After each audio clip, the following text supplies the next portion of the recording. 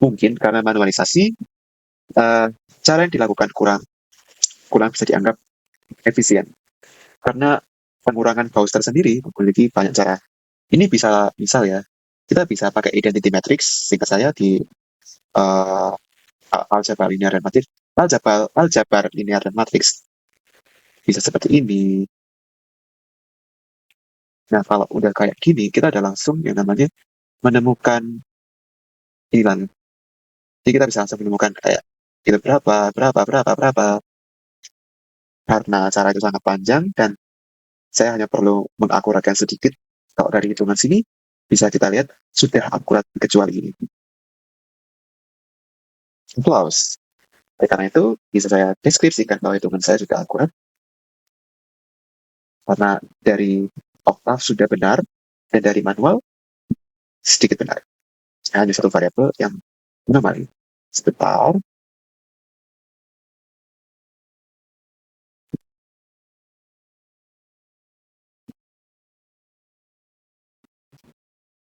Halo.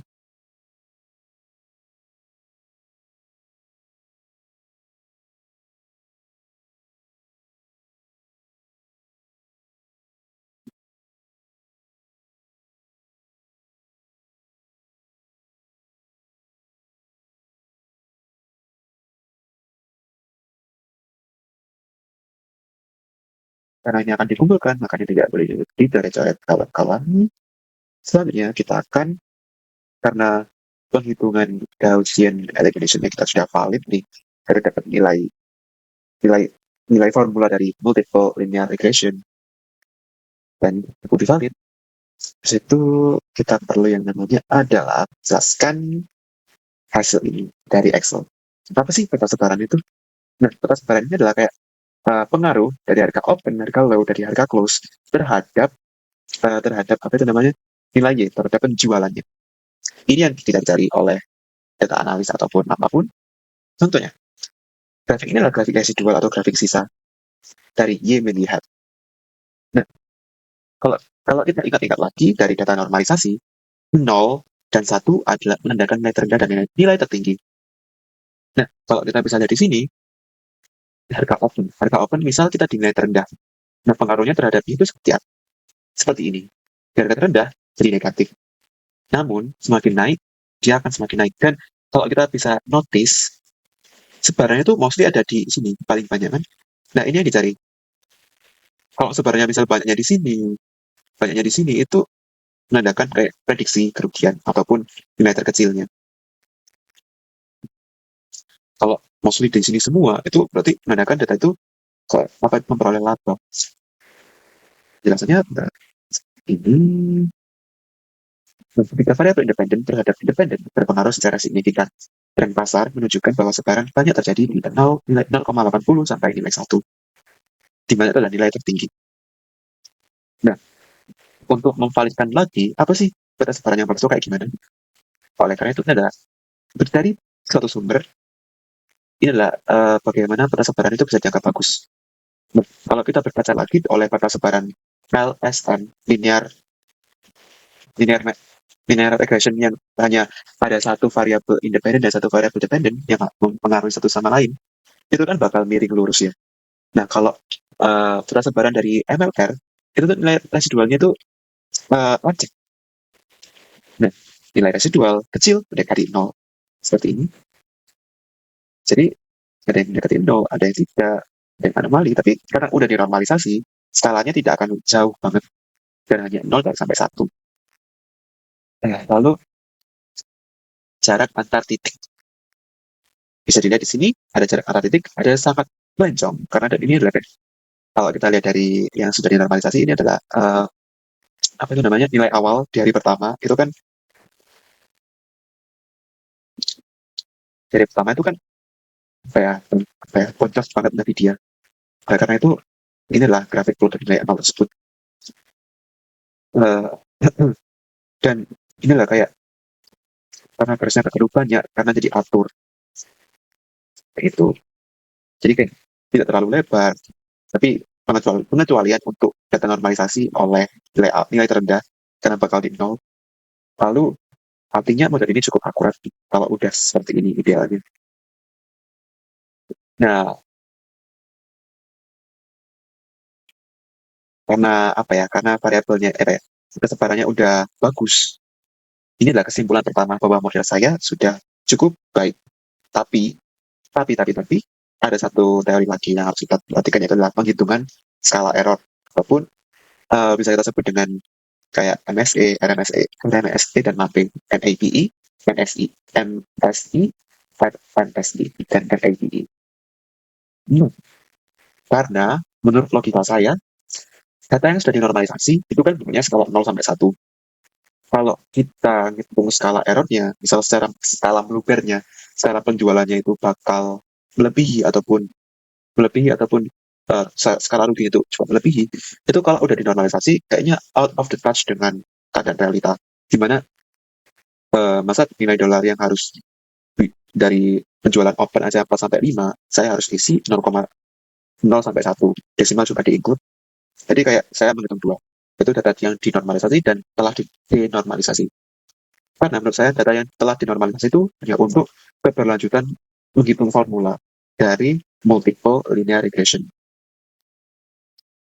Nah, di sini kita punya tanda kutip. Semakin dikit error, karena tidak ada yang mau error kan, orang ini semakin dikit error, maka semakin bagus model multiple linear regression tersebut. Nah, membuktikannya tersendiri itu kita menggunakan MSI, MSA, RMSA, dan MAPE.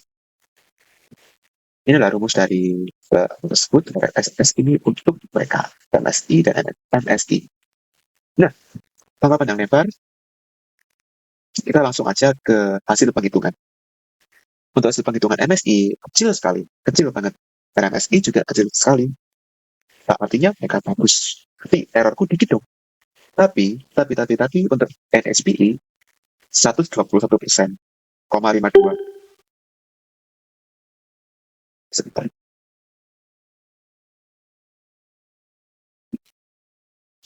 121,52 itu kalau di persen kan, sekitar segitu saya.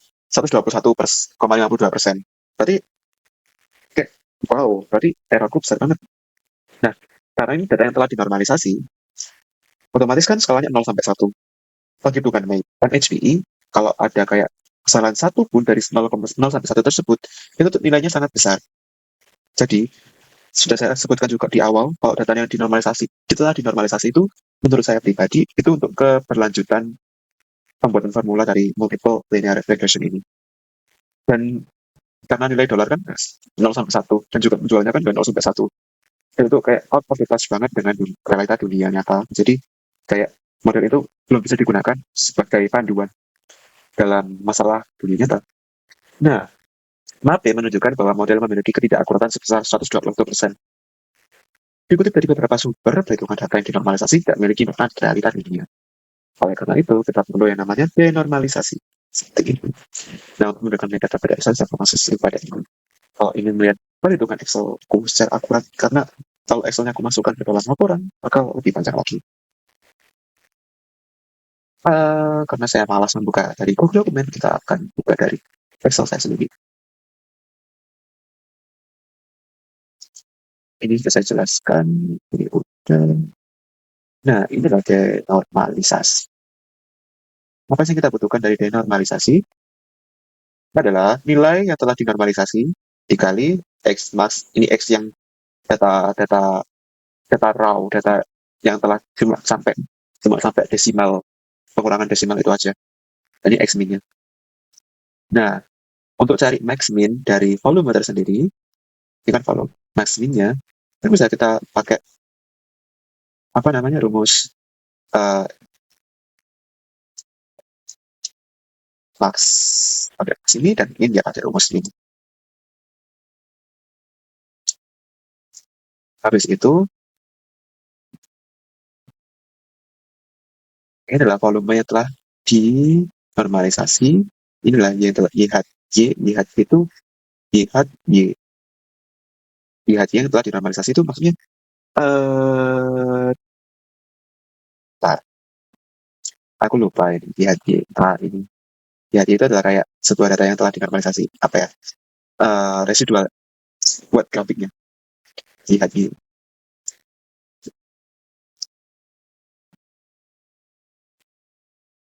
Nah, oleh karena itu, kita perlu denormalisasi dari data Y normal, Y normal, Y hat. Ini Y hat ya, kawan-kawan. Y normal, denormalis. Y normal itu maksudnya Y yang belum dimasukkan rumus Y normal, nah Y hat. Denormalisasi, Y normal, denormalisasi. Nilai ya, karena dari rumus ini juga kita hanya memerlukan YI, Y juga. Kalau kita lihat,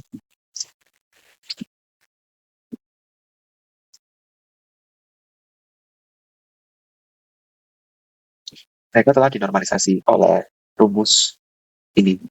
And then, Y menjadi Y yang telah dinormalisasi. Ini nilai absolut. Kita mau nyari ini kan NHPI. Ini benar. Y itu ini, YI dikurangi YI. YI pangkat 2 juga. Oleh karena itu, karena kita nyari total, kita hanya perlu pakai rumus sum. Nah, sum. And then, nah, Y itu ini guys. Y absolut dan Y pangkat 2 untuk X. Dan SS. Ini adalah jadi misal nih, 8,55 sekian dan juga inilah 8, sekian. Kita kalikan dengan PK. Nah, dari Y itu sendiri, kita dapatkan yaitu adalah 8,52509 bagi 50, dan hasilnya 0,17,05. Menandakan skala error saya telah sedikit banget, jadi 17,05%. Berarti blueberry itu nggak jauh banget. Jadi dikatakan kalau data ini tuh, apa ya, formula ini tuh nggak se-anomali itu, nggak se-error itu. Dengan ada NSE dan MSE juga nilainya sangat kecil, kayak 0, sekian. Berarti dalam setiap perubahan apa ya, perubahan variabel independen, misal harganya bla bla bla, misal harganya $4, $5, dan $6, itu kelebihan nilainya itu cuma sedikit dengan skala. Jadi, kenapa digunakan hitungan MAPE? Itu kayak NHPI, itu kayak untuk orang awam. Jadi kayak, oh pokoknya errornya itu 17,5%. Itu errornya. Lalu kita bisa tadinya denormalisasi, untuk pencarian skala error, dan kesimpulan. Nah, perhitungan skala error menunjukkan bahwa nilai error data sangatlah kecil dengan persentase error sebesar 17,5%. Dan ini menandakan bahwa formula MLR saya memiliki persentase error dikit, atau bisa kita bilang formula saya bagus, lumayan bagus. Dengan ini lagi head-nya. Nah, dari kesimpulan ini, kita akan buat kesimpulan dari dokumen. Nah, jadi semisal ketika Nvidia menentukan harga open sahamnya sebesar $5,6, itu kan nilai S1 ya. Reputasinya semakin bagus, reputasi mereka semakin bagus, apapun yang mereka lakukan, adalah trading sell, dan lain-lain ya. Ini yang menyebabkan harga low sebesar $5,61 dengan harga close sebesar $5,42. Maka variabel tersebut dimasukkan ke formula MLR tersebut, menghasilkan volume sebesar 40 juta sekian lembar saham terjual. Perhitungan tersebut memiliki error data kelebihan hanya sebesar 17,05% dari hitungan asli. Jadi 17,05% itu lebih bagus daripada yang data yang telah dinormalisasi, itulah 121, sekian itu. Oleh karena itu, saya bisa applause ke diri saya sendiri telah mengerjakan project ini dengan hasil yang sekecil mungkin dan beberapa anomali saya kerjakan sampai malam. Jadi ini untuk referensinya. Ini dari apa tuh? Itu untuk mengecek masa masa masa guna oli. Terus ini untuk ngecek, ini untuk membuat kayak basic computational simulation. Lalu ini untuk forecasting. Forecasting itu untuk memprediksi cuaca, kalau ini untuk memprediksi persentase kemenangan Olympic medal. Itu terakhir adalah,